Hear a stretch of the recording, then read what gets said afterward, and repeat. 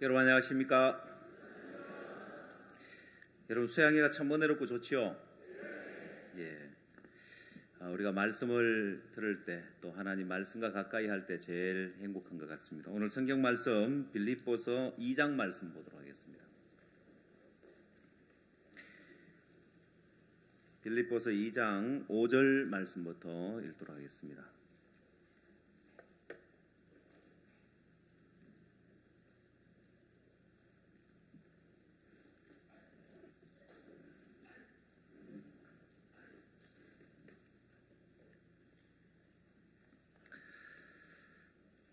너희 안에 이 마음을 품으라. 곧 그리스도 예수의 마음이니 그는 근본 하나님의 본체시나 하나님과 동등됨을 취할 것으로 여기지 아니하시고 오히려 자기를 비워 종의 형체를 가져 사람들과 같이 되었고 사람의 모양으로 나타나셨음에 자기를 낮추시고 죽기까지 복종하셨으니 곧 십자가에 죽으심이라.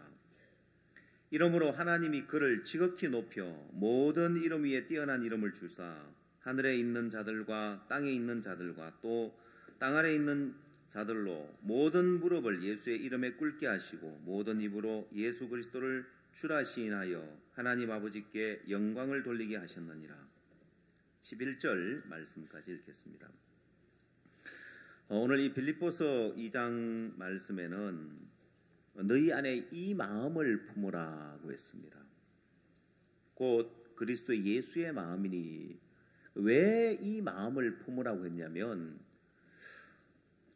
이 마음을 품으면 하나님이 예수님을 지극히 높여서 모든 이름 위에 뛰어난 이름을 주셨고 하늘에 있는 자들과 땅에 있는 자들과 땅 아래에 있는 자들로 모든 무릎을 예수의 이름에 꿇게 하시고 모든 입으로 예수 그리스도를 주라 시인하여 하나님 아버지께 영광을 돌리게 하셨다고 되어 있습니다. 그러니까 이 마음을 품었을 때 하나님이 그를 지극히 높여서 모든 뛰어난 이름 위에 이름을 주셨다는 거예요. 자, 예수 그리스도의 마음인데 너희 안에 이 마음을 품으라고 한 것은 너희도 이 마음을 품으면 하나님이 너희 인생을 지극히 높여서 복되게 하겠다는 거예요. 그러면 여러분 인생이 복되게 되려면 어떤 마음을 품고 사느냐에 따라서 그 인생이 달라지는 거예요.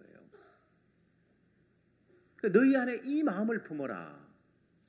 자, 너희가 어떤 사람이든지 어떤 인생이든지 이 마음만 품으면은 하나님이 여러분을 지극히 높이겠다는 거예요.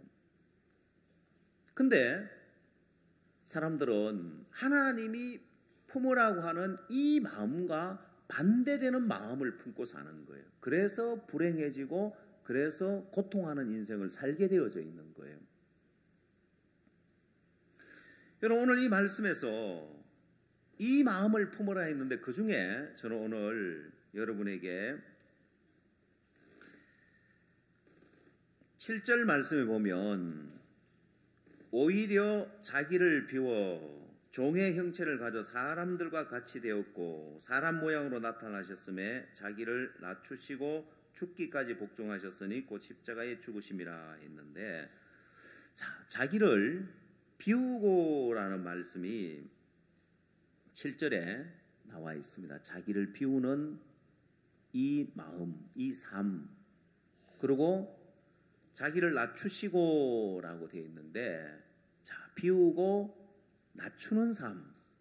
제가 예전에 책을 한 권 읽은 적이 있는데 우리 전원준 박사님 책인데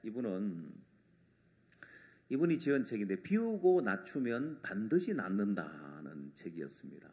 그 책을 보니까 현대인들이 건강이 나쁜 이유 또 뭐 통증이 있다든지 가려움증이 있다든지 이런 병들이 병원에 가면 특별한 병명이 안 나타나는데도 본인은 통증을 느끼고 이상이 있는 경우는 대부분 이 피가 혼탁해서 그렇답니다.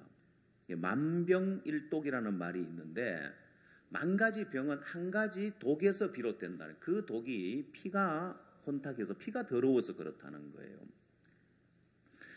우리 몸은 스스로 살아남기 위해서 자구책을 쓰는데 피가 혼탁하고 피가 더러워지면은 이 혈관에 비교적 맑은 피가 흘러가기 위해서 혈관 벽으로 찌꺼기를 밀어낸대요. 그리고 가운데 비교적 맑은 피가 흐르도록 하기 위해서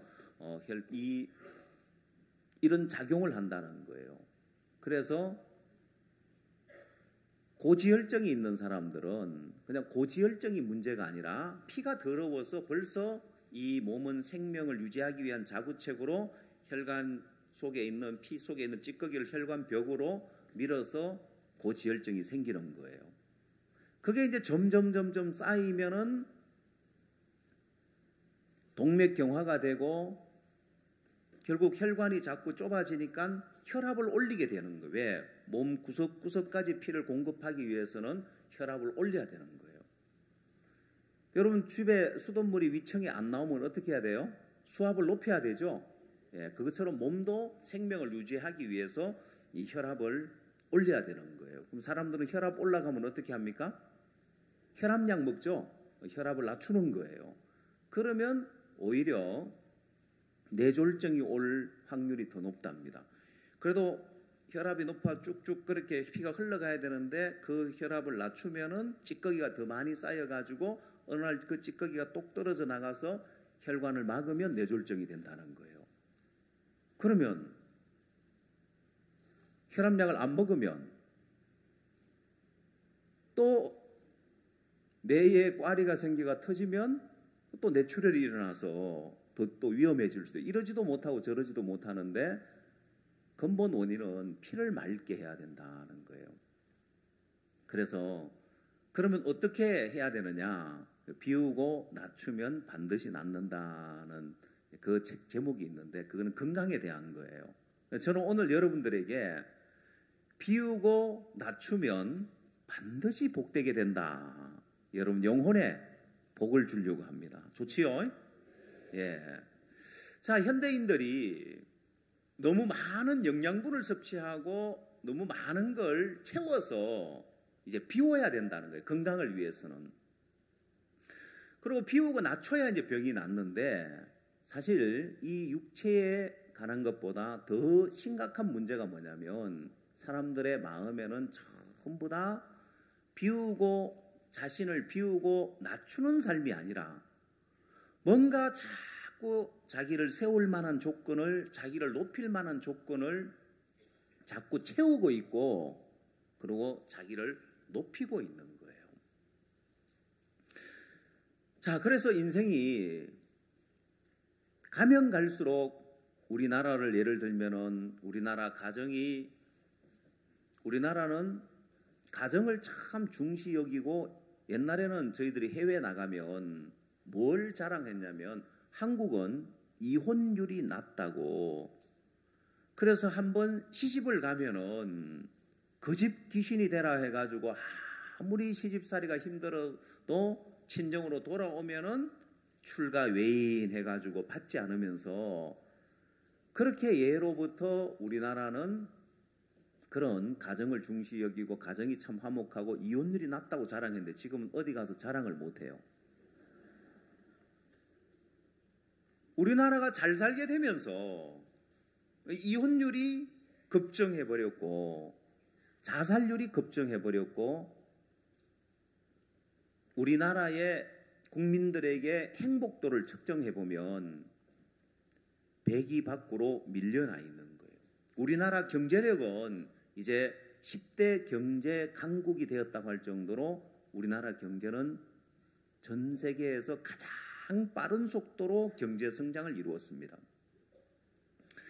영국이 15도 각도로 지난 100년간 경제 성장을 이루었다면 일본은 45도 각도로 경제 성장을 이루었는데 한국은 거의 수직 상승을 했다고 합니다.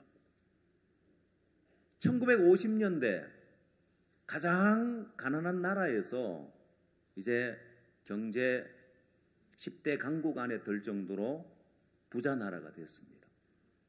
저 오늘 우리 군유숙고 학생들에게 삼성에 대한 이야기를 하면서 삼성이 1년 매출액이 얼마냐면은 400조 원이에요. 웬만한 나라의 GDP보다 더 많을 정도로, 국민 총 생산액보다 더 많을 정도로 삼성이 우리나라 총 25%를 차지합니다. 그래서 제조업으로서는 전 세계에서 4위를 차지할 정도로 어마어마한 기업인데, 제가 1조 원이 얼마나 많은 돈인지 아느냐고 학생들한테 물어보니까 어떤 학생이 안다 하더라고요. 그래서 사람은 평소에 우리가 계산하는 그 범위를 넘어가면은 그냥 많다 그지, 그게 얼마나 많은지 감각이 안 와요. 제가 실감나게 가르쳐 줬어요. 학생 여러분들 가운데 앞으로 취업하면은 연봉을 1억 정도 받을 수 있는 학생 있냐고 물어보니까 아무도 손을 안 들더라고요. 아무도 대답을 안 하더라고요. 근데 1년에 1억을 벌어서 1조 원을 모으려면은 몇 년이 걸릴까요? 계산이 잘 안 되죠? 예, 10,000년이 걸립니다. 1만 년 동안 모아야 1년에 1억씩. 그러면 이제 얼마나 많은지 좀 감각이 옵니까? 예. 자, 우리나라가 기업 하나만 해도 이렇게 400조를 벌어들일 정도로, 이런 기업들 세계 경제 강국 10대 안에 들 정도로 잘 사는 나라. 근데 사람들은 대한민국을 헬조선이라고 부릅니다. 자, 경제 10대 강국 안에 드는데 행복도를 측정을 했을 때 우리나라는 100위 밖으로 밀려나 있습니다. 국민들에게 행복하냐고 물어봐서 그 행복도를 측정해 봤을 때 100위 밖으로 밀려나 있는데 방글라데시만도 못해요. 100위 밖으로 밀려나 있다는 것은 웬만한 대부분 국가보다도 한국 사람들이 더 행복하다는, 그 행복을 못 느낀다는 것입니다. 왜 그럴까요? 이 말씀대로요. 비우고 낮추면 반드시 행복해지는데 사람들은 자기를 세우고 높이고 채우고 살기 때문에. 그래서 여러분, 신앙에서 가장 중요한 부분이 예수님이 지금 말씀하신 것이 자기를 비우고 자기를 낮추는 삶. 이 삶을 사니까 하나님이 그 이름을 지극히 높여서 영광스럽게 복되게 하시더라는 거예요.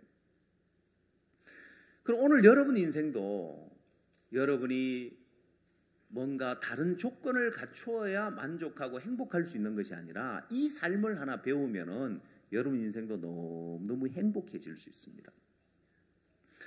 근데 예수 그리스도의 삶은 이렇게 비우고 낮추는 삶을 살았는데, 이 삶을 사람들은 배우지를 못하고 자꾸 자기가 뭔가 잘한 것, 잘난 것, 은혜 입은 것 자꾸 채우는 삶을 살고 자기를 높이려고 하고 있습니다.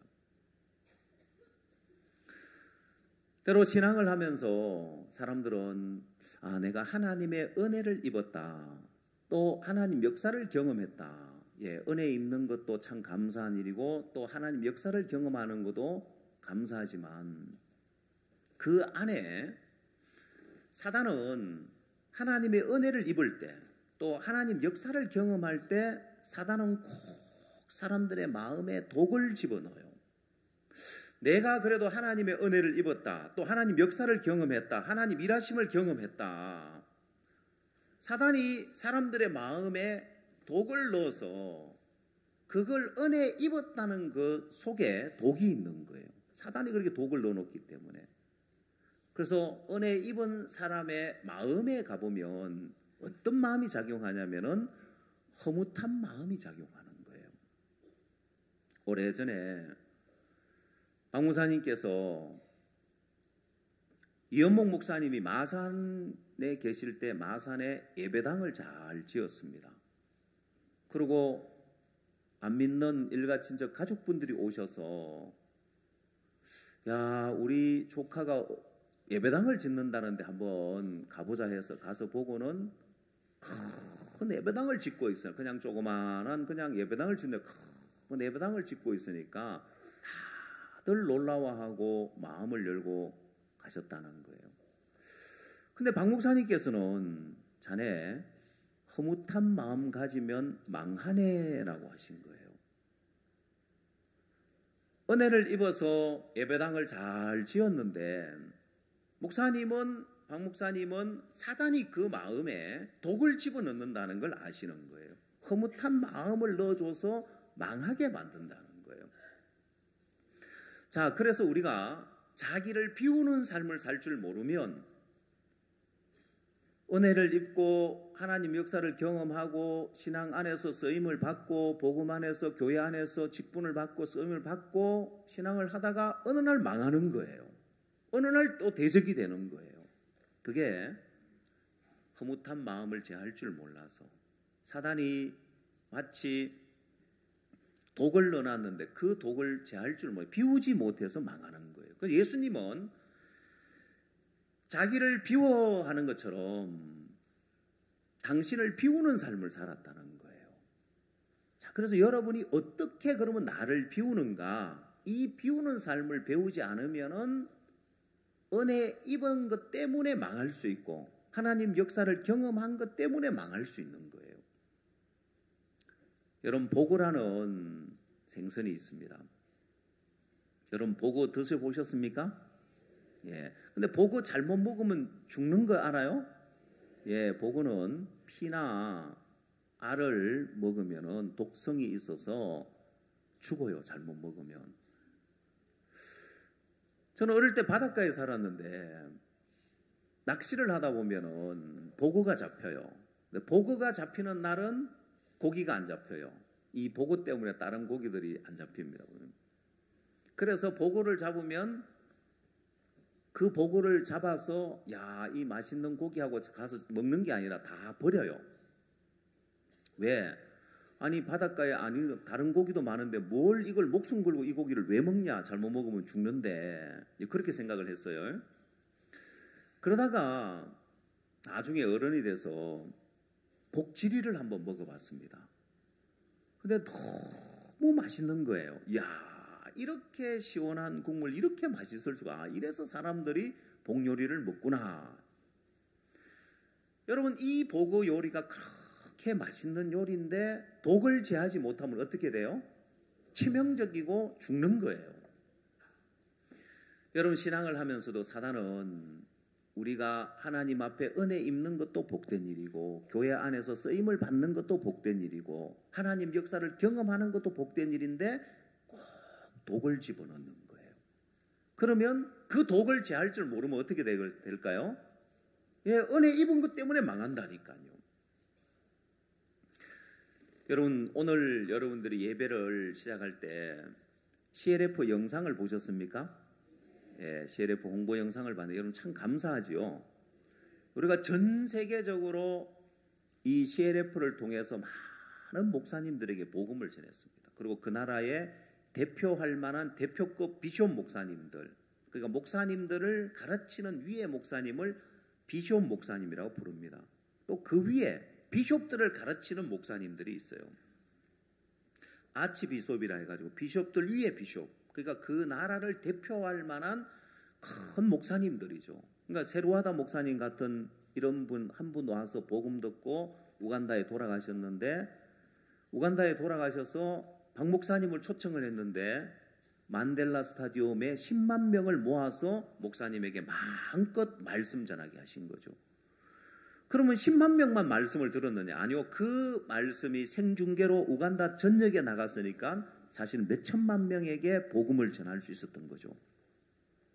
이런 목사님들이 구원을 받고 그 나라에 CLF를 하고 전 세계적으로 지금 16만 명이나 되는 많은 목사님들이 복음을 듣고 놀라운 역사가 일어났습니다. 근데 해외에서는 다 이렇게 우리를 환영하고 마음을 열고 복음을 받아들이고 우리 선교회와 같이 하려고 심지어 미국에서도 처음 우리가 이 CLF를 미국에서 2017년 3월 달에 처음 시작했는데 과연 미국의 목사님들이 우리가 하는 이 CLF에 얼마나 올까 했는데 많은 목사님들이 오셨습니다.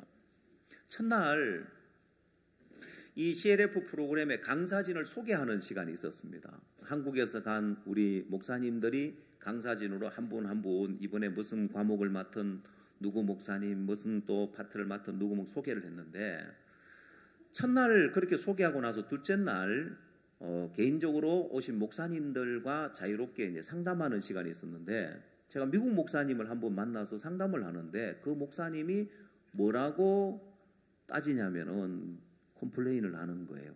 뭐라고 따지냐면 아니 왜 강사들이 전부 다 한국 사람이냐고. 저는 한 번도 그런 생각을 안 했어요. 그냥 우리가 CLF를 하니까 당연히 우리 한국에서 간 목사님들이 또 지역적 목사님들이 강사진으로 해서 쭉 소개를 했는데 그분 이야기를 듣고 보니까 그렇더라고요. 거기가 어느 나라죠? 한국이 아니고 미국이란 말입니다. 여러분 미국 입장에서 봤을 때 한국 어떨까요? 전쟁으로 막 다 망해가는 나라 미국에서 가서 도와줘가지고 또 그 다음 먹고 살 것 없어서 가난한 나라에 원조해주고 선교사 보내주고 특히 목사님들은 한국이라는 나라가 불교 나라였는데 미국에서 많은 선교사님들을 보내서 선교를 했단 말입니다. 근데 지금 이제 와서 한국에서 뭐 CLF니 뭐니 한데 와서 보니까 미국 강사는 한 명도 없고 한국 목사, 특히 이제 그러니까 이 동양인 목사님이잖아요. 이 서양에서는 그래도 이제 이 유색 인종에 대해서 좀 무시하는 마음이 있는데 그리고 목사님들이니까 뭐 그건 인종 차별은 아니지만은 왜 한국 목사들이 다 강사냐? 자, 근데 둘째 날 되어서 다시 만나니까 그 말이 쑥 들어갔어요. 왜냐? 우리가 전하는 말씀을 들어보고 이 목사님들이 다 마음을 열면서 과연 이분들이 이래서 강사구나 하고 다 마음을 여시는 거예요. 여러분 사실 우리가 박 목사님에게 배운 신앙이 있는데 여러분 우리는 선교학교에 처음 입학하면 제가 꼭 CLF를 하면은 해외 가서 CLF를 하고 목사님들 모인 자리에서 꼭 이야기를 해줍니다. 선교학교에 우리 신학교에 처음 들어오면은 첫 번째 관문이 신구약 성경 한 권을 일주일 만에 다 읽는 거다 하면은 다들 예 하면서 일주일 만에요 하고 깜짝 놀래요. 심지어 어떤 목사님들이 있냐면은 내가 하나님의 은혜를 입어서 3년 만에 성경 한 권 다 읽었다 이런 분들이 있어요. 그게 특별한 은혜를 입어서 3년 만에 성경 한 권을 다 읽었다 이렇게 하는 우리는 일주일 만에 신구약 성경 한 권을 다 읽는다고 하니까 깜짝 놀라는 거예요. 여러분 그러면 선교학교 입학할 때만 신구약 성경 한 번 읽고 마는 것이 아니라 우리는 신구약 성경을 계속 통독해서 10번, 20번, 30번, 50번 계속 읽는 거예요. 자, 우리가 이렇게 성경을 읽어놨는데 그러니까 어느 목사님들을 만나든 어디를 가든지 성경에 대해서 이야기를 하면은 다들 말씀 앞에서 그분들이 무릎을 꿇고 배우는 거예요. 마음에 무릎을 꿇고. 왜 다 한국 목사님들만 다 강사냐, 한국 사람들을 강사냐고 했던 그 미국 목사님들도 말씀을 들어보고는 마음에 무릎을 다 꿇고 마음에서 배우는 거예요. 미국 목사님들 참 좋은 게 뭐냐면은 자신의 신앙이 말씀 앞에 잘못됐으면 그래도 내가 목사인데 하는 그런 체면, 자기 명성, 자기 체면 이걸 세우질 않는 거예요. 참 복된 마음을 가지고 있어요. 예수님이 오히려 자기를 비우고 자기를 낮추셨다고 했는데 이 자기를 비웠다는 말이 자기 체면이나 자기 명성이나 자기 위신을 세우지 아니했다 이 의미거든요. 그러니까 이 목사님들이 미국 목사님들이 구원을 잘 받아요. 그리고 해외 목사님들 한 번은 코트디부아르에 그 나라의 한 5손가락 안에 드는 그런 대표 목사님이신데 한국에 와서 이분이 구원을 받고 코트디부아르로 돌아갔는데 제가 거기에 코트디부아르에 초대받아 가서 그 교회에 가서 말씀을 한번 전하러 갔습니다. 자, 그래 그 교회에 초대받아 가서 큰 교회 목사님이신데 초대받아 가서 말씀을 전하는데 무슨 말씀을 전했을까요? 복음 전해주죠. 이분들 복음을 안 들어봤기 때문에 복음에 대해서 자세하게 복음을 전하는데 제가 이제 복음을 전하고 제사함 받은 사람, 이제 의롭게 된 사람 손 들어보라니까 대부분 분들이 손을 들고 은혜롭게 저녁 집회를 마쳤습니다. 근데 이 목사님이 한국에 왔다가 목사님이 다시 마이크를 잡고 나오시더라고요. 아니 내가 복음을 다 전하고 이제 이렇게 마치면 기도하고 마치면 되는데 이 목사님이 또 무슨 이야기를 더 하시려고 나오시나. 근데 이 목사님이 깜짝 놀랄 이야기를 하는 거예요.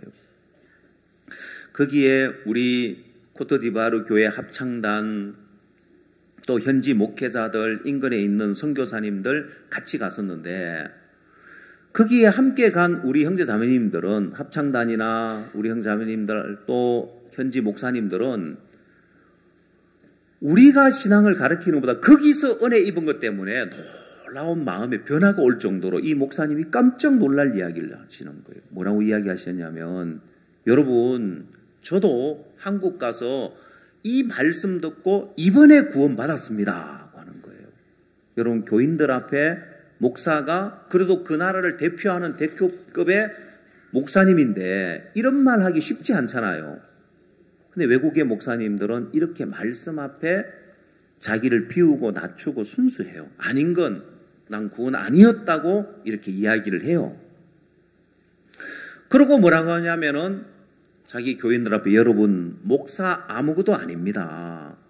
비숍 아무것도 아닙니다. 아치비숍 아무것도 아닙니다. 이 구원을 받아야 됩니다. 그래서 다 박수치고 감사하게 마쳤는데 우리 형제자매님들이 야 우리 교회가 이렇게 대단한 교회구나. 그 목사님은 코트디부아르에서 나라에서 정부에서 목사님들을 이스라엘에 성지 순례를 보내준대요. 국비로. 근데 이제 거기에 그걸 선발하는 분이 이걸 선택하는 분이 이 목사님인데 앞으로 다음에는 우리 선교에 소속한 현지 목사님들에게도 이스라엘 성지 순례 갈 수 있도록 자기가 그 티오를 주겠다고 이야기하는 거예요. 그 대단한 사람이죠, 그죠? 그런 목사님이 나 이제 구원받았습니다. 여러분 목사 아무것도 아닙니다. 비숍도 아무것도 아닙니다. 아치비숍도 아무것도 아닙니다 하면서 자기를 다 비우는 거예요. 그러니까 얼마나 복된지 그 교회가 복되고 그 교단이 복되게 되고 너무 복되게 되는 거예요. 자, 그런데 잘 안 되는 나라가 하나 있었어요. 다 은혜롭게 CLF가 잘 되고 다 잘 되는데 잘 안 되는 나라가 있었어요. 어느 나라일까요? 아, 예. 어디요? 아, 예. 우리나라. 예, 맞습니다. 이 대한민국. 한국 사람들은 체면, 자기 위신, 그걸 못 비워가지고 자기를 높이고 자기를 세우는 쪽에 가 있는데 그래서 한국에서는 우리 통념상 CLF가 잘 안 된다. 한국 목사들만 이 CLF에 함께하지 않는다는 관념을 가지고 있었습니다. 근데 지난해 크리스마스 칸타타를 하면서 CLF를 했는데 광주에서 CLF를 하고 그 다음 강릉에서 목포에서 인천에서 전국 CLF가 이어졌는데 너무 감사한 게 우리의 관념을 완전히 깨트리고 여러분 일본 교단의 목사님들이 많은 목사님들이 함께하는 거예요. 그래서 첫 번째 광주에서 CLF를 하면서 많은 목사님들이 참석을 했습니다. 근데 저는 인천 지역에 있으면서 인천은 따로 CLF를 하려고 안 했습니다. 저도 뭐 늘 서울 지역에 가면서 강남을 늘 가고 서울 지역을 늘 가면서 우리는 서울 지역하고 하나다 하고 이야기를 하면서 이 CLF도 인천 지역 따로 안 하고 서울 할 때 같이 붙여서 늘 했습니다. 왜 따로 안 했는지 압니까? 사실은 자신이 없었어요. 따로 할 자신이 없었어요. 왜? CLF를 하면은 인천은 사람들이 많이 올 것 같지가 않은 거예요. 왜냐? 저희들이 1년에 남동체육관이라는 큰 체육관에서 행사를 2번이나 합니다. 귀국 발표회, 그 다음 또 월드캠프 폐막식. 그 체육관이 굉장히 큰 체육관인데 무대를 다 설치하고도 객석에 6,500명이 앉을 수 있는 객석이 나옵니다. 이런 행사를 2번이나 하는데 우리가 기민들을 초청해 보면 유난히 인천 지역은 우리에 대한 핍박이 많은데 한 번은 어떤 일반교회 목사님이 기독교 신문에 글을 실었는데 뭐라고 하냐면 인천이 이 우리나라에 기독교가 처음 들어온 기독교 전례지래요. 그래서 저는 아무 생각 없이 있었는데 이분들은 그 길을 꼭 성지처럼 여기면서 여기를 사수해야 된다 막 이러고 있는 거예요. 그래서 인천은 CLF하기 어려운 지역이구나 이렇게 생각을 했습니다. 근데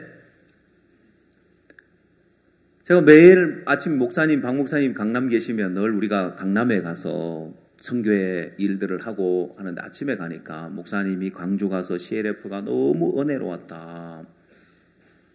CLF에 150명의 목회자들이 왔다. 강릉에도 또 너무 은혜로웠다. 우리가 이걸 전국에 이번에 다 하게 하자고 이야기를 하시는 거예요.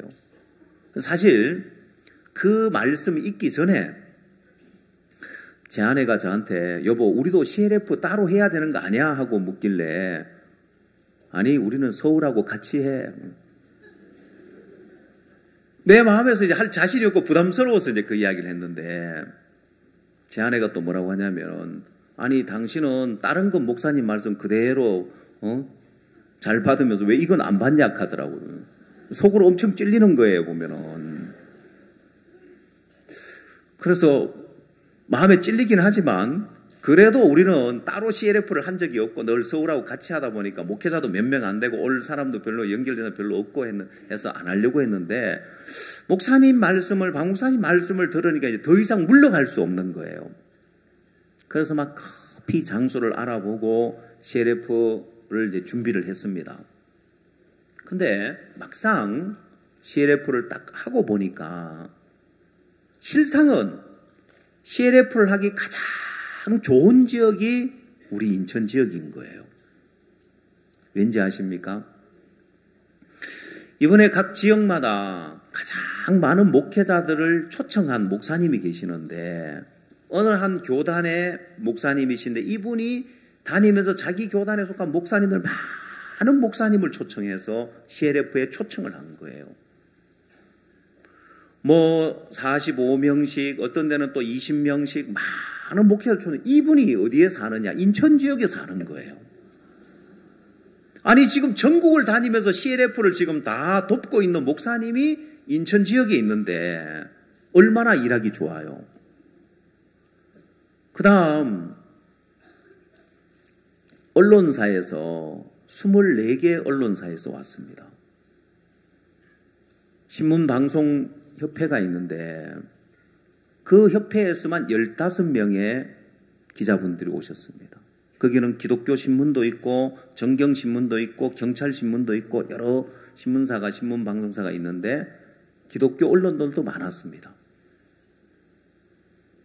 근데 이분들이 우리가 갑자기 준비를 해서 며칠 전에 준비해서 갑자기 행사를 하는데 이분들이 올 수 있었던 것은 또 우리를 돕는 이 언론 쪽에 있는 어떤 예전에 구원을 받은 목사님이 있는데 이분이 거기 참된 교회라고 이분이 소개를 해서 언론사에 단체로 한꺼번에 15명이나 오게 된 거예요. 여러분 이 CLF를 하는데 기독교 언론에 국장되는 분들 밑에 그냥 한 기자가 아니라 그 그 언론사를 대표할 만한 그런 분들이 15명이나 단체로 왔다는 것은 너무 일하기 좋잖아요, 보면은. 하나님이 이런 기자들도 다 준비를 해놨어요. 또 인천은 남동공단이라고 큰 공단이 있는데 외국인들이 많은 거예요. 그 외국인들이 많다 보니까 외국인 목사님들도 있는 거예요. 그래서 러시아권의 목사님들 초청해서 러시아권에서 여러 목사님들 오시고 필리핀 목사님들도 여러분이 오시고 파키스탄 목사님들, 인도 목사님들, 해외 목사님들이 여러 분 오셨어요. 근데 이 목사님들 안 왔으면은 어쩔 뻔했나 싶은 게 뭐냐면 기자분들이 와서 우리가 기자분들에게 이런 행사를 한다고 우리가 팜플렛을 돌리고 행사에 대한 이걸 언론에 이렇게 줬는데 거기 보면은 우리가 전 세계적으로 CLF를 하니까 외국에서 행사한 것들, 외국 목사님들 뭐 이런 이제 사진들이 많이 있는 거예요. 근데 이 언론에서 많은 언론에서 왔는데 인천에서 이런 국제 행사를 하는 줄 알고 취재하러 또 많이 온 거예요. 그래서 와서 이분들이 뭐라 하냐면 외국에서 오신 목사님들 어디 있느냐는 거예요. 아니 뭐 뜬금없이 왜 외국에서 온 목사님 왜 찾지 했는데 이분들은 이 CLF가 국제 행사인 줄 알고 오셨는 거예요. 그래서 여기 하면서 러시아, 뭐 필리핀, 인도, 파키스탄 이 목사님 와 있고 뒤에서는 막 통역하고 있으니까 언론에서 와서 봤을 때 어때요? 국제 행사가 맞구나 이래가지고.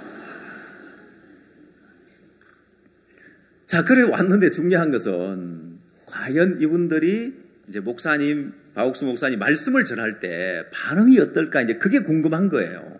근데 또 제가 맨 앞줄에 이렇게 앉았었는데 뒤를 돌아볼 수가 없잖아요. 힐끔힐끔 말씀을 잘 듣고 있는지 어찌 반응을 볼 수가 없었는데 유일하게 뒤를 돌아볼 수 있는 기회가 왔습니다. 그날 목사님께서 90분 넘게 복음을 전하셨는데 복음 전하시고 마지막에 죄사함 받은 사람 손 들어보라. 내가 의롭다는 사람 손 들어보라고 할 그 시간에 뒤를 딱 돌아봤습니다. 근데 뒤를 돌아보는데 어디를 돌아봤냐면은 기자분들이 거기 막 카메라 설치해 놓고 사진 찍고 막 이런 기자단들이 몰려 있는 곳이 있었어요. 그분들의 반응이 어떨까 싶어서 거기를 딱 봤습니다. 근데 제가 속으로 너무 웃긴 거예요. 왜? 이분들이 의롭다고 손을 다 번쩍 들고 있는 거예요. 자, 이거 보셨습니까? 예, 감사합니다. 요즘 방송실에 이렇게 서비스를 잘해줘서 너무 감사하네요. 제가 속으로, 아니, 이분들이 CLF 취재하러 왔나, 전도 집회 참석하러 왔나. 너무 웃긴 거예요. 너무 감사하고. 아니, 일반 목사님들, 물론 목사님들도 또 이제 반대편에서 손을 들었지만은, 기자분들이 집회 참석해서 복음 말씀 듣고 구원받은 사람, 의롭게 돼서 손 들어보라 할 때 손 드는 것은 다 손을 드는 거예요. 하나님이 이렇게 준비를 해놨는데 저는 마치 사마리아 성 사람들처럼 하나님은 아람에 풍성한 양식을 준비해놨는데도 인천은 CLF 하기 어려운 지역이야 하는 생각에 매여서 발을 내딛질 않았단 말입니다.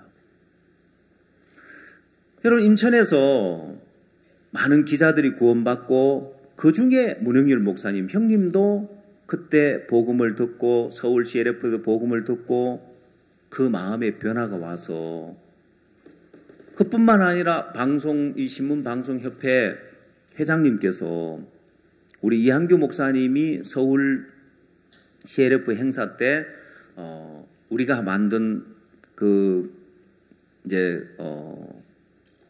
발표문이 있습니다. 그래서 언론사들이 올 때는 우리의 어떤 그런 취지를 표명하는 이런 취지문, 발표문을 표명해야 이게 언론들이 이 부분에 더 신뢰를 갖는다 해서 그럼 누가 하지?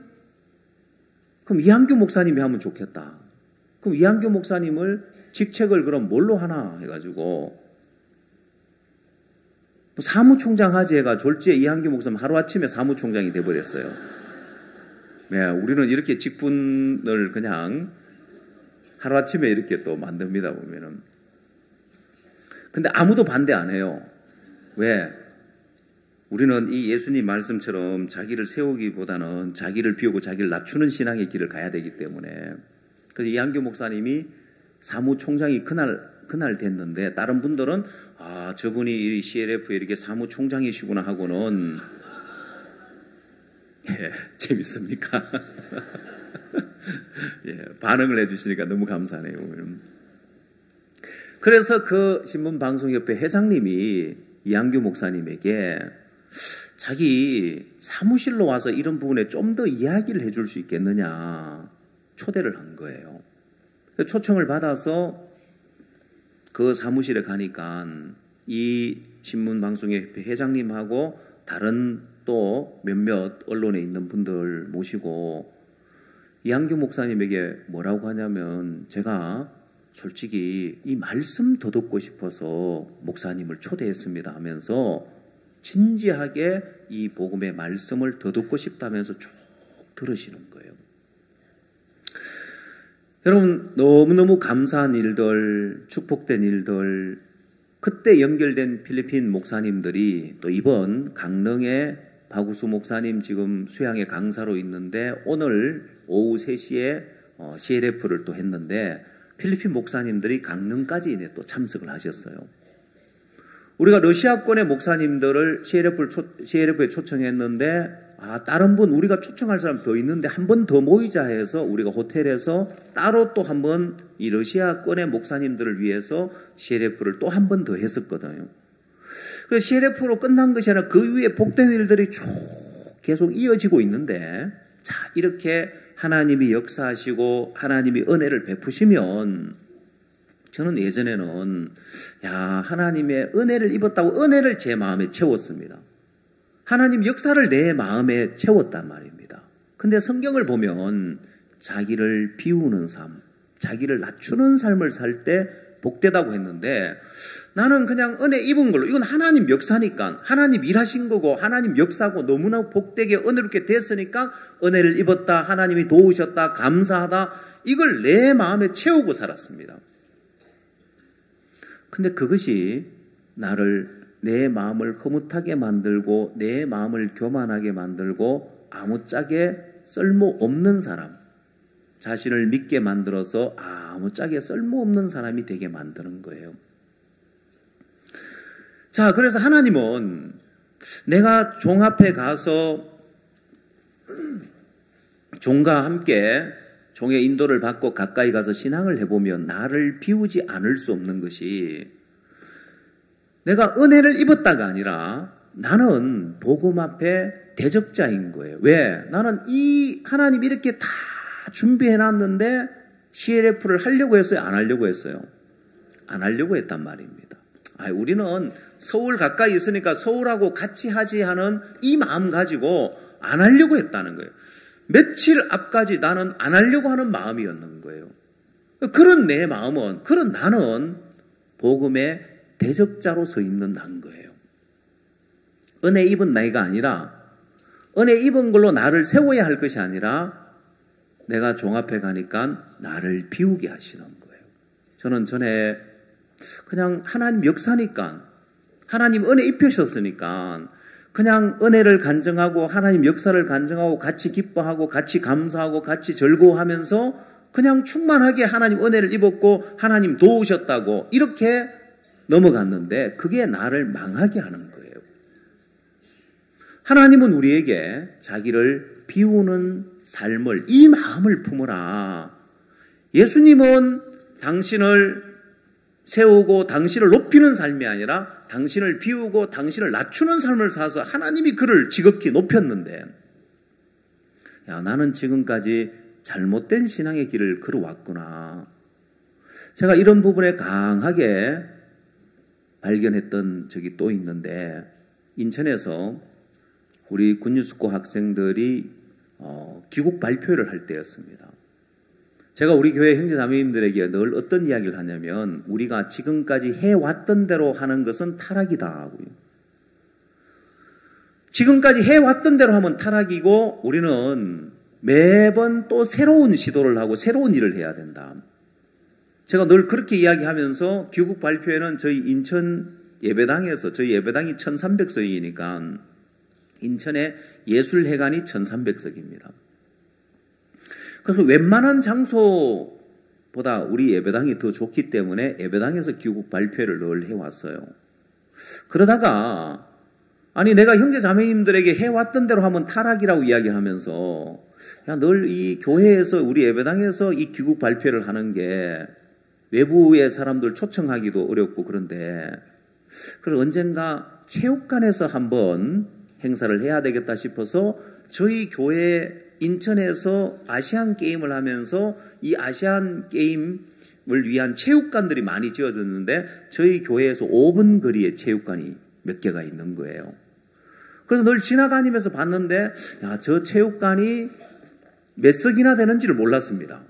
그냥 보통 지방의 체육관은 뭐 한 4,000석 뭐 이 정도밖에 안 되는데 그 체육관이 보조 의자까지 다 빼내면은 10,000석이 넘어요. 11,200석인가 그렇게 됩니다. 큰 체육관이에요. 아니 보통 그만한 체육관이 잘 없는데 아시안 게임이니까 체조 경기장으로 체육관을 지으니까 체조 경기장은 마루 경기를 해야 되기 때문에 이 밑에 객석 밑에 공간이 넓은데 그러니까 좌석이 많이 나오는 거예요. 그래서 언젠가 저 체육관에서 한번 우리가 귀국 발표를 해야 되겠다 싶어서 저희 교회 장로님에게 혹시나 그해 할 마음은 아니고 혹시나 그 날짜에 비어 있는지 알아는 보라고 하니까 장로님이 알아보시고 다른 행사가 잡혀 있대요. 그래서 잘 됐다. 속으로 마음이 이래요. 보면 사람 마음이 아이고 참 우리가 하려고 했는데 다른 데서 이렇게 자리를 먼저 잡았구나 이게 아니라 원래는 안 해도 되겠구나 이제. 근데 그 대관 담당자가 뭐라고 하냐면 그 다음에 전화가 왔어요. 그 날짜에 잡혀있는 행사가 취소될 것 같은데 취소되면 할 거냐고 묻는 거예요. 하나님이 저를 꼭 시험하는 것 같은 거예요. 또 이게 또 무슨 일이냐. 그래서 장로님이 전화를 해가 목사님 그 행사가 우리 날짜에 취소될 수도 있는데 취소되면은 귀국 발표에 우리가 거기서 할 거냐고 묻습니다. 그런데 제가 또 그 앞에서 아니요 이번에는 말고 다음에요. 이럴 수가 없는 거예요. 그래서 취소되면야 하지요 하고 이렇게 했어요. 근데 진짜 취소된 거예요. 그래서 이게 귀국 발표회가 남동체육관에서 귀국 발표를 해야 되는 거예요. 그래서 이제 6,500석을 채워야 되는데 1,300석을 채우는 거하고 6,500석 채우는 거하고 다르죠. 그래서 엄청 마음에 부담이 됐는데 근데 무대를 어디다 놔야 될지 타원형이라서 무대를 길쭉하게 이제 물질을 설치해야 될지 가운데 짧게 설치해야 될지 몰라서 이럴 때는 목사님한테 물어보면 최고다 싶어서 도면을 2개 들고 가서 물어봤어요. 목사님 어디다가 무대를 설치할까요? 둘 다 좋네. 어디다 설치하는 건 전혀 관심 없었어요. 둘 다 좋네. 근데 공연을 몇 회 하는 거? 1회 합니다. 왜 1회만 하는 거? 2회 하지? 그러는데 가슴이 철렁 내려앉는 거. 아니 1회 하는 것도 지금 얼마나 부담스러운데. 그래서 제가 그때는 이 머리가 슈퍼컴퓨터처럼 돌아가요. 머리가 쫙 돌아가면 뭐라고 변명을 대가지고 안 할 족구를 댈까 하고 쫙 돌리고 답이 나. 목사님 티켓 인쇄 다 했습니다 하니까 벌써 이제 초청장 인쇄를 다 했단 말입니다. 그렇게 안 하려고 대답을 하니까 목사님은 슈퍼컴퓨터보다 더 빠른 컴퓨터라서 또 인쇄하면 되지 그러시는 거예요.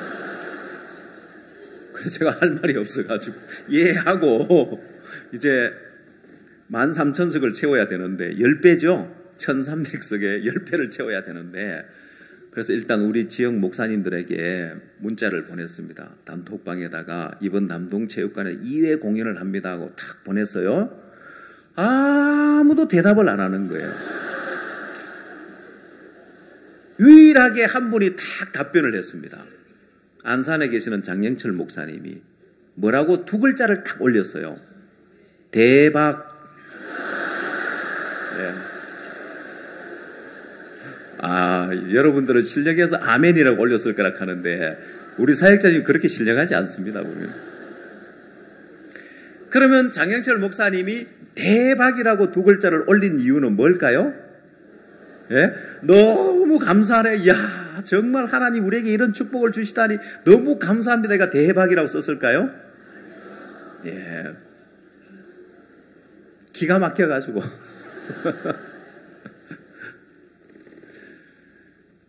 근데 막상 개국 발표회가 시작됐을 때 너무 감사한 소식이 들렸습니다.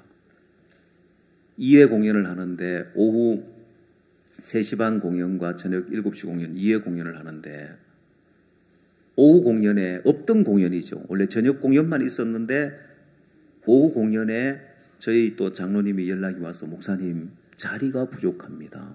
사람들이 다 못 들어가고 있습니다. 하는 거예요. 제 마음에 너무 감사한 일이잖아요. 그죠? 정말 하나님이 차고 넘치도록 사람을 보내주는 그때 제 마음에 하나님이 나를 비우고 나를 낮추는 쪽의 방향의 신앙을 보여주시는데 내 마음에 내가 이렇게 복음을 대적하는 자구나. 여러분 만약에 귀국 발표에서 많은 외부에 초청한 분들이 오시는데 누가 그 앞에서 막 우리를 비난해가 사람들이 100명, 200명 돌아가게 만들면 어떡할까요? 그거 보면 여러분 가만히 있겠어요? 이 나쁜 놈 같으니라고 어디 와서 행사를 방해하고 있어 하고 싸우겠죠? 근데 저는 100명, 200명이 아니라 그 6,500석 가득 채우고 넘치도록 오는 그 행사를 싹둑 자르려고 했으니까요. 안 하려고 했으니까. 내가 나를 비우고 보니까 나는 복음 앞에 대적자로 있더라는 거예요. 근데 그동안 늘 나는 은혜 입은 것으로 나를 채우고 살아왔는 거예요. 자, 은혜 입은 것은 하나님이 일을 하신 건 그건 하나님이 일을 하신 거고 나는 이 복음 앞에 대적자로 있는데 나를 비우고 나를 낮출 줄 몰랐단 말입니다. 은혜를 입고 감사하다, 참 감사하다, 하나님이 도우셨네, 하나님 역사하셨네. 그걸 내 마음에 채웠을 때 어느덧 내 마음은 교만해지고 결국은 망하는 자가 됩니다. 예, 제가 그래서 아프리카에서 망했습니다. 큰 예배당을 짓고 500평 4층 되는 건물을 짓고 방송 허가를 얻어서 MBC 미디어텍에서 방송을 설치해주면서 한국 사람이 해외에서 공중파 정식 방송국 허가를 얻은 건 처음이니까 자기들이 실적만 올리면 되니까 한 달 동안 와서 그 기술자들이 방송국 세팅을 다 해줬습니다. 하는 일마다 은혜롭게 잘 됐습니다. 그 다음 대학 인가까지 다 얻고 모든 것이 너무 잘 되어졌습니다. 저는 그때 하나님 역사고 하나님 은혜고 그걸로 내 마음을 채웠습니다. 하나님의 은혜로, 하나님 역사로. 근데 어느 날 가니까 내가 한국에 와서 연수를 받고 있는 거예요. 망하는 자가 돼 있는 거예요. 그것이 나를 신뢰하게 만들고 나를 망하게 만들더라는 거예요. 내 자신을 비울 줄 몰랐던 거죠. 지금은 일을 하면 할수록 내가 어떤 사람인지, 왜 그동안 이렇게 미련하게 살았는지. 여러분, 일본의 티카드 행사를 하면서 토고 대통령과 단독 면담이 이루어졌고 7개국 정상과의 면담이 이루어졌다고 이야기를 했죠. 여러분, 그 대회가 지난 8월 달에 일본 요코하마에서 있었던 티카드 대회가 7회째입니다. 3년에 한 번씩 하는 행사인데 7회째니까 지금 몇 년 됐습니까? 21년이 지났죠. 그러면 10년 전에도 우리가 이렇게 뛰어들어서 나서서 일을 했으면 일이 됐을까요? 안 됐을까요? 됐죠. 우리가 한 것 없어요. 그냥 대통령 이제 오는데 우리 군인수고 출신 학생들 전통 복장 입고 아프리카 노래 불러주는 거였습니다. 일본에서는 뭐 준비했느냐. 일본 전통 복장 기모노 입고 꽃다발 주는데 그거는 뭐 얌전하게 와 꽃다발 탁 내밀고 그러니까 대통령이 별로 흥이 없는데 우리는 학생들이 아프리카 노래를 불러주니까 대통령들이 와서 그 앞에 와서 막 춤을 추면서 막 기뻐하면서 우리 학생들은 막 기뻐하고 좋아하는 거예요. 그러니까 이제 대통령과 면담이 성사가 잘 됐습니다. 우리가 한 것 아무것도 없었습니다.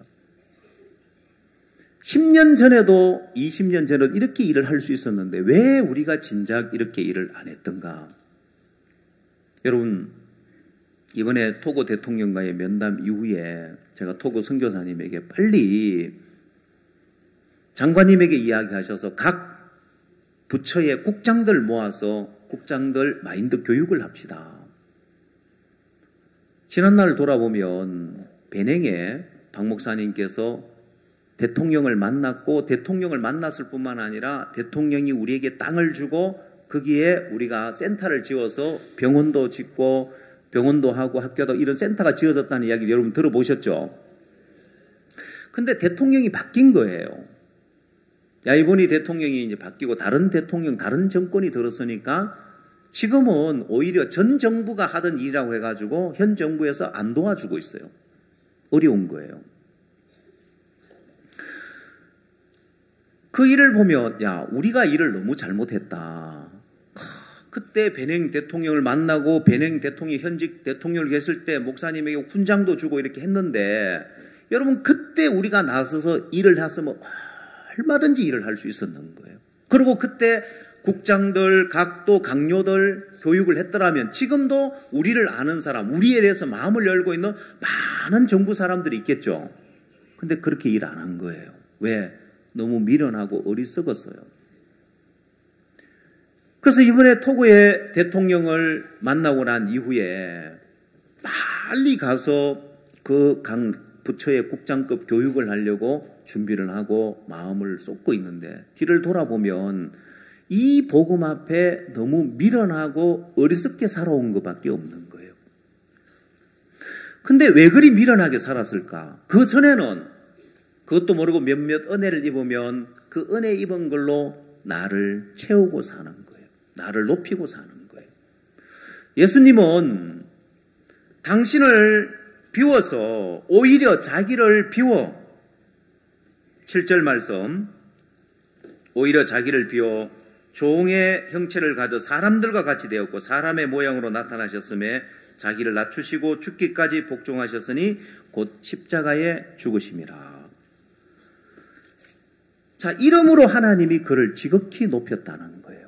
오늘 여러분의 인생도 여러분의 삶도 여러분이 여러분을 높이고 있는 동안 여러분이 여러분을 위하고 있는 동안 주님이 여러분을 위할 수가 없는 거예요.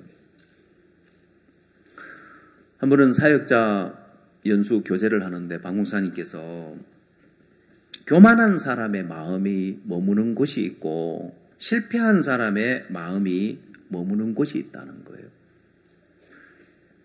간증을 딱 들어보고는 목사님께서 사역자들 수년 동안 이야기를 해도 똑같은 이야기를 한다. 하나도 안 변했다고 책망하시면서 교만한 사람의 마음이 머무는 곳은 자기를 세우는 곳에 가 있다는 거예요. 실패하는 사람이 마음이 머무는 곳은 자기를 비워서 주를 의지하는 쪽에 가 있다는 거예요. 그래서 간증을 딱 들어본 목사님은 한눈에 어떤 상태인지를 마음을 딱 보시는 거예요.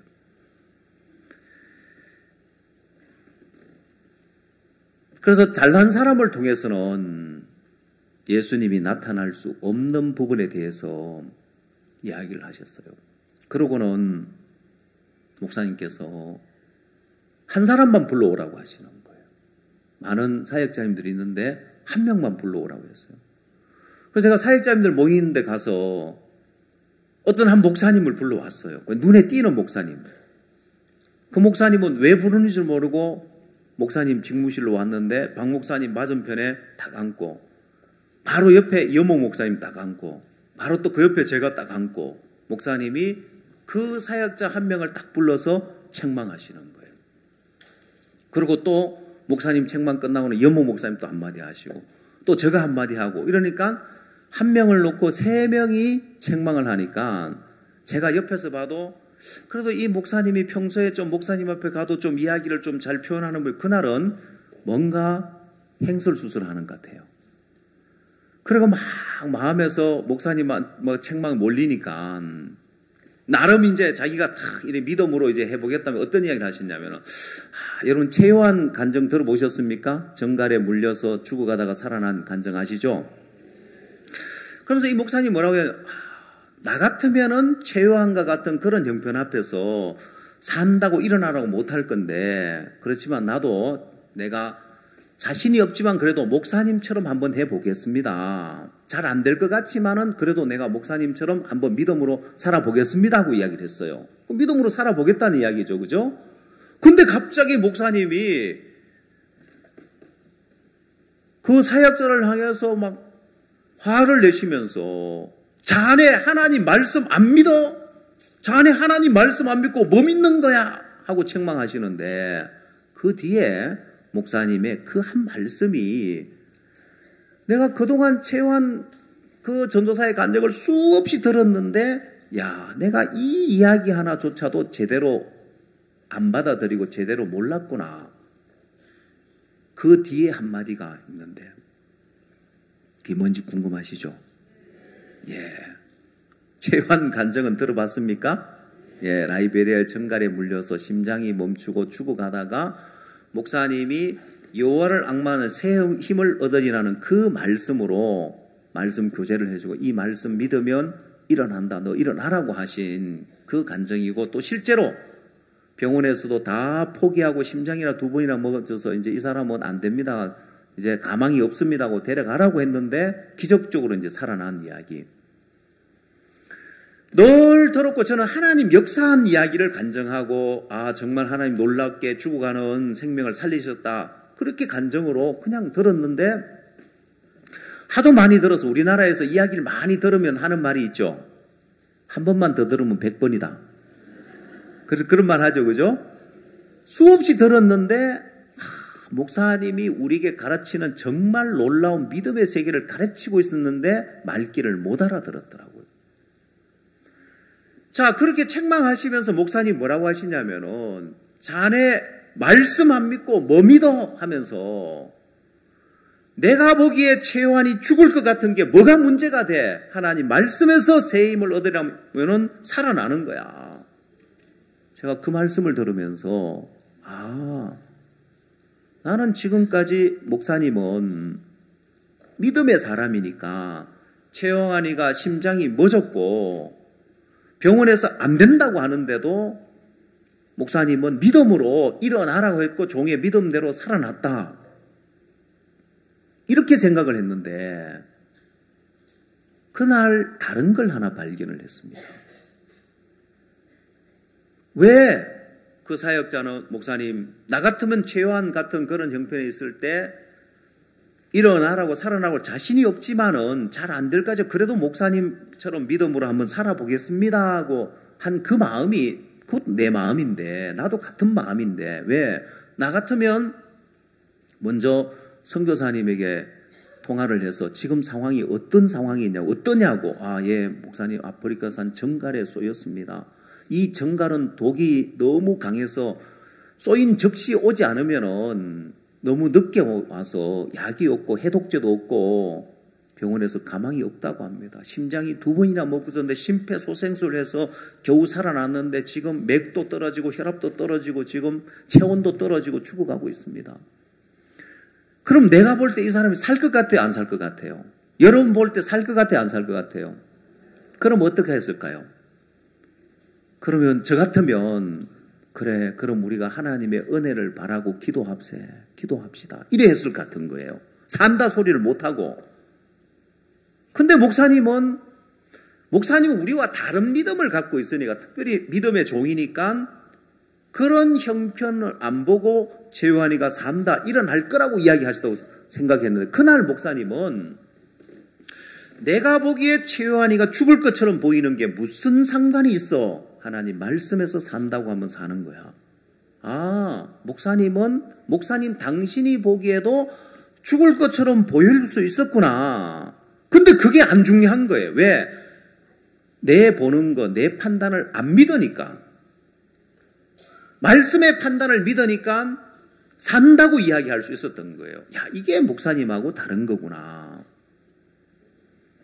그러면 목사님 당신의 판단 안 믿고 말씀의 판단을 믿는 이 믿음, 언제 이 믿음 배웠습니까? 언제 이 믿음 배웠어요? 목사님이 신앙을 20년, 30년 하다가 그때쯤 30년, 40년 이때쯤 깨달았습니까? 아니요. 처음 시작할 때부터. 기술 하사관 지원했다가 앞니빨이 부러져서 떨어지면서 아, 내가 잘난 인간이 아니구나. 근데 왜 내가 잘났다고 생각했지? 야, 내 생각 믿으면 내가 앞으로 뭘 해도 망하겠다. 사업을 해도 망하고 뭘 해도 망하겠다. 내 판단, 내 생각 믿지 말아야 되겠다고 1962년 5월 달에 마음의 선을 딱 끊고 그해 10월 달에 죄사함을 받은 거예요. 말씀의 판단으로 의롭다는 판단을 받아들인 거예요. 이게 목사님이 처음 시작할 때의 믿음인데 이 믿음을 목사님은 최요한의 간증을 하는 것이 아니라 최요한이 정갈에 쏘였다가 살아난 단순한 간증이 아니라 우리에게 이 믿음 하나 가지면 하나님이 우리 인생 속에 놀랍게 역사하는 이 믿음의 비밀을 가르치고 있었던 거예요. 근데 최요한이가 살아난 정갈에 물렸다 죽어다 살아나서 이제는 결혼도 하고 가정을 이루고 아이를 낳고 행복하게 사는 이 간증, 은혜롭게 된 간증을 하신다고 생각했지 우리에게 지금 이 이야기를 왜 계속 하시느냐. 이 하나만 정확하게 알아도 놀라운 믿음의 세계에 들어갈 수 있기 때문에 그 믿음을 가르치고 계셨던 거예요. 근데 내가 비워지지 않을 때는 또 저 간증하시구나. 다 아는 이야기인데 은혜롭죠. 들을 때마다 은혜롭고 감사하긴 하죠. 근데 그게 얼마나 놀라운 믿음을 가르치는 것인지를 몰랐다는 거예요. 그날 그 사역자 교제하는 옆에서 제가 들으면서 야, 그러면 우리가 구원을 받을 때 어떻게 구원을 받습니까? 내가 봤을 때 죄가 없는 것 같다는 느낌이 들어서 죄 없다고 믿었습니까? 여러분, 구원을 받지 못하는 사람들 왜 죄인이라고 하냐면 자기가 볼 때 늘 죄가 있으니까 날마다 죄를 지고 늘 죄가 있는데 죄가 없다 하니까 이해가 안 가는 거예요. 그분들은 언제 죄가 없다고 이야기하려고 생각을 하고 있습니까? 내가 보기에도 죄가 없구나 하는 마음이 들 때 죄 없다고 하려고 하니까 날마다 죄를 지으니까 죄인일 수밖에 없죠. 여러분은 어떻게 믿었습니까? 내가 볼 때 어떠하든지 말씀에서 죄가 없다, 의롭다고 하니까 그 말씀의 판단 믿고 의롭다는 믿음을 가지죠. 구원받는 게 쉽습니까? 어렵습니까? 쉽죠. 근데 믿음을 못 가진 사람들은 내가 볼 때도 죄가 없다는 느낌이 오면 내가 봐서 죄가 없다는 그런 마음이 들 때 죄 없다고 하려고 하니까 늘 죄인인 거예요. 근데 우리는 내 생각 안 믿고 내 판단 안 믿고 말씀에서 의롭다는 판단을 믿으니까 나는 의롭다고 자신 있게 이야기할 수 있는 거예요. 맞아요? 예. 그러면 목사님이 가르치는 이 최요한 형제의 정갈에 물렸다가 살아난 이 간증은 우리 삶의 구원에 관한 부분이든 신앙에 관한 부분이든 모든 부분에 접목이 되면서 놀라운 믿음을 가르쳐주고 계시는 거예요. 자, 성경 시편 23편을 한번 찾아보십시오.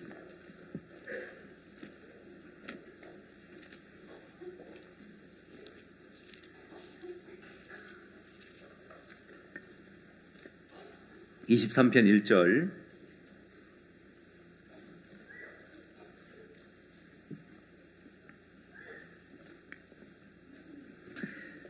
여호와는 나의 목자시니 내가 부족함이 없으리로다. 예, 구약성경 817페이지입니다. 제가 페이지를 이야기를 안 했더니만 저희 교회 실보분들이 왜 페이지를 이야기 안 해주냐고 항의를 했는데 오늘 잊어먹었습니다. 페이지를 이야기해 드립니다. 817페이지입니다. 성경마다 조금씩 페이지가 다를 수 있는데 그 근방에 가면 다 나올 겁니다. 시편 23편 1절 여호와는 나의 목자시니 내가 부족함이 없으리로다. 자, 여러분은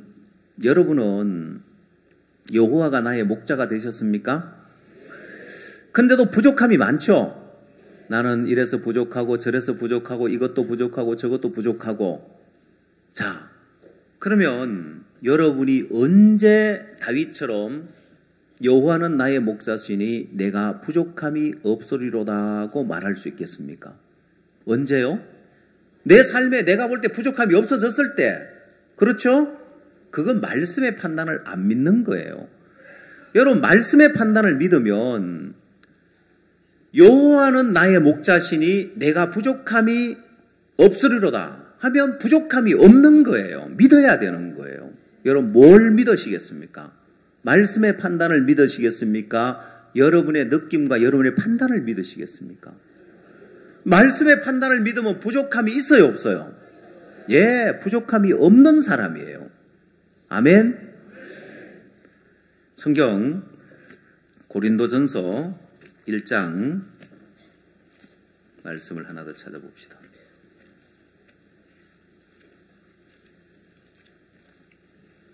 고린도전서 1장 30절입니다. 이제 신약 성경입니다. 신약 성경 264페이지입니다. 고린도전서 1장 30절.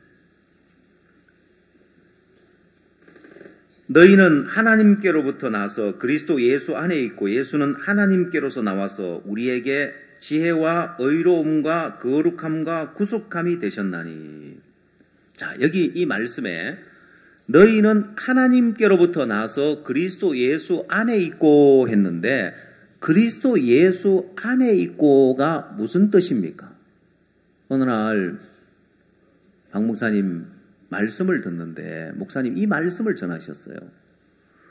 이 말씀을 전하시면서 앞에 있는 형제자매님이 물으시더라고요. 그리고 한 명 한 명 이름을 부르면서 누구 자매님 예수 안에 있고가 무슨 뜻입니까? 장로님 예수 안에 있고가 무슨 뜻입니까? 하고 물으시더라고요. 근데 놀라운 말씀을 그날 목사님 말씀을 전해주시는데 이 예수 안에 있고의 의미를 여러분 여자가 임신을 하게 되면 태아가 엄마 뱃속에서 자라죠. 그렇죠? 그럼 엄마 뱃속에서 자라는 아이는 태아는 이게 몇 개월 되었냐 따라서 이 기능들이 하나하나 이제 형성되기 시작하고 제 기능을 하기를 시작하는 거예요. 그래서 아이들이 심장과 그 다음 폐 기능과 장기와 여러 이런 것들이 형성돼 제 기능을 하게 되는 그래서 아이를 일찍 조산을 하게 될 경우에 뭐 이제 8개월 뭐 9개월 이때는 태어나도 기능들이 다 있으니까 사는 거예요.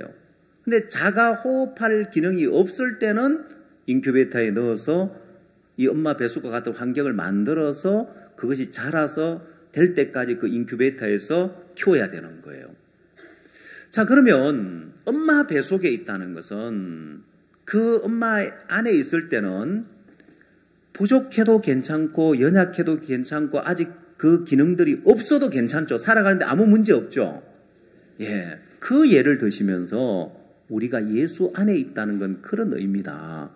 내가 부족해도 육신적이라도 못나도 예수 안에 있으면 아무 문제 안 된다는 거예요. 야, 이건 너무너무 놀라운 말씀이구나. 우리가 부족함이 없는 거예요. 여러분, 아이가 엄마 뱃속에서 자라는데 거기서 사는데 부족함이 있습니까? 없습니까? 없지요. 엄마 뱃속에 있다는 것, 엄마 안에 있다는 것은 엄마가 그 기능을 대신 다 해주기 때문에 아이가 아무리 어려도 아무리 이게 어린 태아라도 아무 문제 없이 살아갈 수 있는 것은 엄마 뱃속 안에 있기 때문에 그런 거예요. 우리가 예수 안에 있다는 것은 우리에게 어떤 연약함, 어떤 부족함, 어떤 형편없고 육신적이고 못난 것이 있어도 예수 안에 있으면 아무 문제가 안 되는 거예요. 자, 그런데 사람들이 스스로 나는 육신적이야, 나는 안 돼, 난 믿음이 없잖아, 그러고는 육신적으로 세상적으로 흘러가는 거예요. 여러분, 다윗이 이야기하기를 그리스도 예수 안에 있는 자에게는 죄송합니다. 여호와는 나의 목자시니 내가 부족함이 없으리로다. 예수 안에 있으면 부족함이 없는 거예요. 맞아요, 여러분? 자, 그래서 여러분, 내가 나를 세우려고, 내가 나를 높이려고 하지 않아도 하나님 안에 있으면 그분이 나는 비우고 낮추기만 하면 그분이 지극히 높이겠다는 거예요. 여러분, 우리가 내가 나를 세우려고 내가 은혜 입은 걸로 하나님 역사한 걸로 그걸로 나를 세우고 나를 높여야 되는 것이 아니라 또 여러분이 뭔가 다른 사람은 좀 나은 걸로 잘하는 걸로 선하게 산 걸로 의로운 걸로, 옳은 걸로 여러분을 세워야 되는 거예요. 비워야 되는 거예요. 여러분 자신을 비우고 낮추는 이런 신앙을 배우면 여러분 인생이 너무 복되게 됩니다. 종과 함께 하면 해볼수록, 가까이 가면 가볼수록 내 자신이 비워지는 거예요.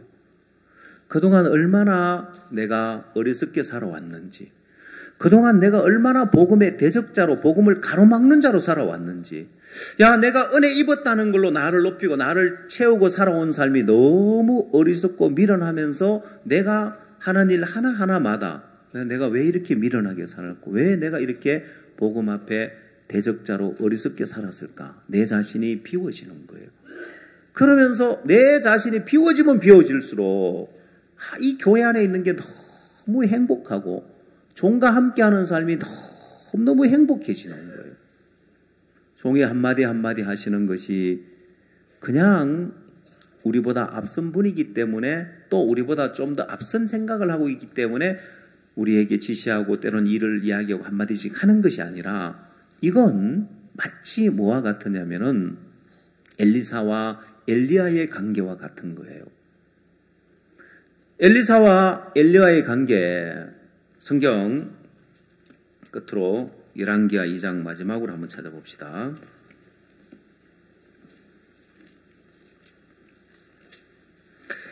열왕기하 2장입니다. 구약 성경 560페이지입니다. 560페이지 한번 찾아보십시오.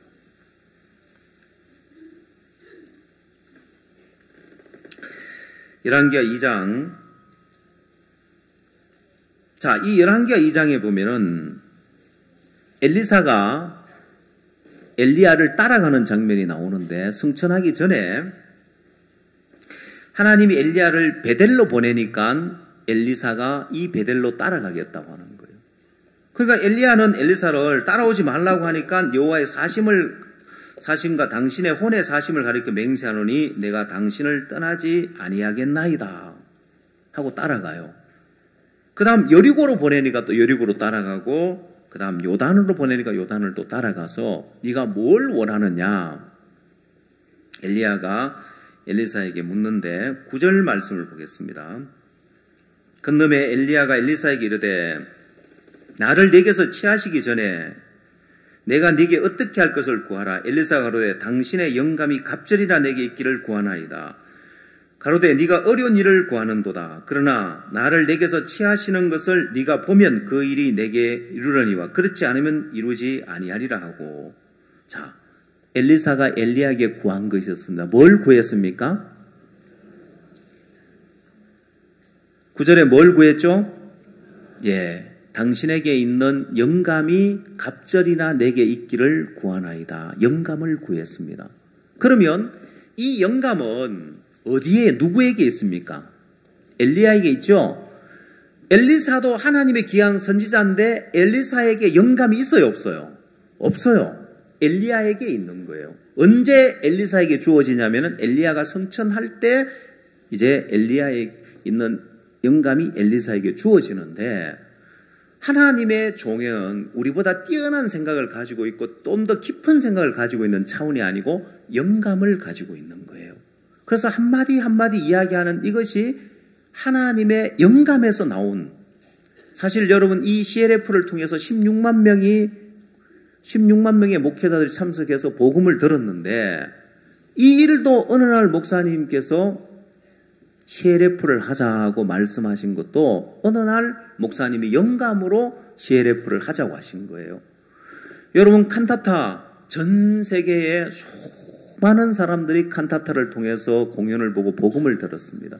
미국에 18만 명, 한국에 7만 명, 인도에 20만 명, 유럽에도 이번에도 전 유럽을 투어를 했는데 아직 통계는 못 봤습니다만은 전 세계, 일본에, 대만에, 네팔에, 제가 담당하는 지역이니까 아는데 다른 나라, 남미, 중미, 아프리카, 수도 셀 수 없을 정도로 수많은 사람들이 칸타타를 통해서 복음을 듣고 변화를 받았는데, 이 칸타타를 처음으로 하자고 한 분이 누구냐면 박우수 목사님인 거예요.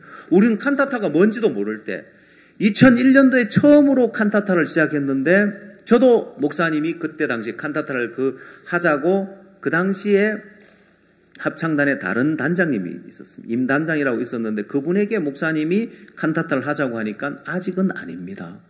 아직은 아닙니다고 거절하는 거예요. 그래도 합시다 하니까 내년쯤이면 몰라도 아니 내년에 할 것 같으면 올해 합시다. 목사님이 끝까지 싸우시면서 칸타타를 하자고 하시는 거예요. 그래서 일이 되어 이제 시작된 게 칸타타인데 그 당시에 단원이 12명이었습니다. 그 12명 중에 한 명이 있는데 오늘 저녁에 지휘하신 목사님 칸타타 단원이었습니다. 합창단에. 그 12명의 단원이 시작을 했는데 그 칸타타가 이렇게 전 세계에 복음을 전하는 이 도구가 될 줄 누가 알았겠습니까? 그러면 그걸 목사님이 어떻게 생각했을까요? 영감인 거예요. 하나님의 종에게 준 영감인 거예요. 이건 엘리사도 귀한 하나님, 엘리사에게 없는 거예요. 그래서 내 자신이 비워지고 보니까 이 종에게는 하나님의 영감이 있구나. 하나님의 종이 한마디 한마디 하시는 이게 하나님의 영감이기 때문에 이걸 안 받으면 복음의 큰 대적자가 되는 거예요. 내 나름 사역하고 내 나름 복음 전하고 산다. 안 맞는 일인 거예요. 왜? 이 영감으로 온 이걸 안 받을 때 나는 복음의 큰 대적자인데도 모르고 사는 거예요. 자기를 비울 줄도 모르고 낮출 줄도 모르고 그래서 미련하고 어리석게 살 수밖에 없는 거예요. 여러분 오늘 여러분 마음에 우리가 예수 안에 있다는 것, 내가 어떤 부족함이 있고 어떤 육신적인 것이 있어도 예수 안에서는 다 살아갈 수 있도록 부족함이 없도록 해놨습니다. 내가 나를 높이려고 하지 않아도, 내가 나를 세우려고 하지 않아도, 그래서 예수 그리스도 안에 너희가 이 마음을 품어라. 자기를 비우고 낮추는 이 마음을 품으면 하나님이 여러분의 인생을 너무너무 복되게 하고 너무너무 행복하게 하고 내 인생 이렇게 행복한 삶을 주시구나. 이 교회 안에 있다는 것이 이 종과 함께 이 시대에 우리가 복음을 전하고 온 세상을 복음으로 덮기 위해서 이 일을 할 수 있다는 것이 너무 행복한 거예요. 또한 어디를 가든지 하나님이 예수의 이름을 높여서 지극히 높여 모든 무릎을 그 이름에 꿇게 하시는 것처럼 아니 나 같은 사람이 뭔데 내가 현직 대통령에게 복음을 전하고 전직 대통령에게 복음을 전하고 장관님들에게 수없이 많은 장관님의 복음을 전하고 그 나라에 가면 국빈 대접을 받으면서 마인드 교육을 할 수 있도록 길을 다 열어주고 하나님이 내 삶 역시 또 하나님이 내 인생으로 살 수 없는 그런 인생을 살 수 있도록 지극히 높여주시는 거예요. 여러분이 이 교회 안에서 여러분을 비우고 낮추는 삶을 배워서 하나님이 여러분을 영광스럽게 복되게 하는 그런 은혜를 경험할 수 있길 바랍니다. 기도하시겠습니다.